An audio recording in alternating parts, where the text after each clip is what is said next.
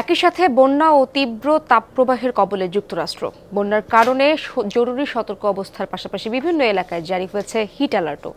পানিতে তলিয়ে গেছে মধ্য পশ্চিমাঞ্চলের বিস্তীর্ণ এলাকা। কিছু জায়গায় রেকর্ড করা হয়েছে 84 সেন্টিমিটার বৃষ্টিপাত। পানিবন্দী 10 লাখেরও বেশি মানুষ। নদীর পানির উচ্চতা বেড়ে যাওয়ায় সবচেয়ে বিপর্যস্ত সাউথ ডাকোটা ও আইওয়া। ক্ষতিগ্রস্ত শতাধিক বাড়িঘর। সাউথ ডাকোটায় একজনের প্রাণহানির খবর পাওয়া গেছে। অন্তত 21 কাউন্টিতে জারি হয়েছে জরুরি দুর্যোগকালীন অবস্থা। এদিকে মধ্য আটলান্টিক থেকে মিসিসিপি উপত্যকায় চলছে তীব্র তাপপ্রবাহ।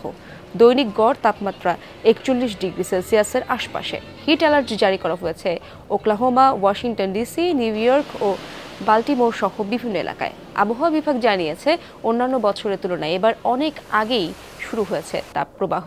স্থায়িত্ব হবে বেশি দিন। এই পরিস্থিতির জন্য জলবায়ু পরিবর্তনকে দায়ী করছেন বিশেষজ্ঞরা।